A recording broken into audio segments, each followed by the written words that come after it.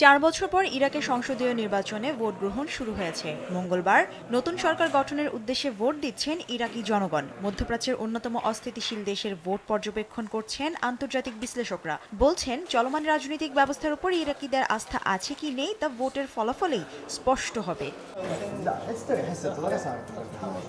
ভোটদাতারা সংসদের ৩২৯ জন সদস্যকে নির্বাচিত করবেন।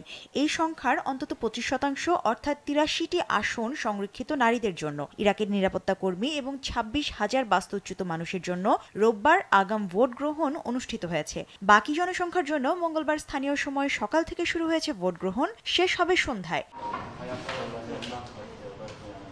প্রাক্তন প্রধানমন্ত্রী নুরি আল মালিকির নেতৃত্বাধীন শিয়া জোট এবং বর্তমান নেতা মোহাম্মদ শিয়া আল সুদানের জোট নির্বাচনে প্রতিদ্বন্দ্বিতা করবে। এদিকে শক্তিশালী শিয়া ধর্মগুরু মুক্তাদা আল সদর তার অনুসারীদের নির্বাচন বর্জনের আহ্বান জানিয়েছেন। বিশ্লেষকরা বলছেন, দক্ষিণ এবং মধ্য ইরাকে আল সদরের বিশাল সমর্থক রয়েছে, জানিয়ে তিনি সহজেই আন্দোলনে নামতে পারেন।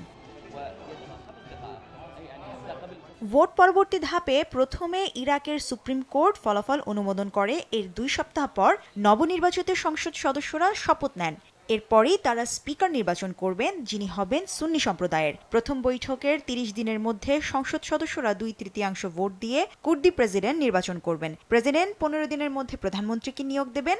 এরপর নির্বাচিত প্রধানমন্ত্রীকে 1 মাসের মধ্যে সরকার গঠন করতে হবে এবং তা সংসদে উপস্থাপন করে আস্থা ভোটে পাশ করাতে হবে। তবে রাজনৈতিক দলগুলোর দ্বন্দ্বের কারণে প্রায় সময় এই প্রক্রিয়া বিলম্বিত হয়, কখনো বা অস্থিরতাও সৃষ্টি হয়। এই নির্বাচনের উপর চোখ আছে ইরান এবং যুক্তরাষ্ট্রের। তবে এই নির্বাচনের ফলে ইরাকের রাজনৈতিক পটভূমিতে আদৌ কোনো পরিবর্তন আসবে কিনা তা নিয়ে সন্দিহান রাজনৈতিক বিশ্লেষকরা।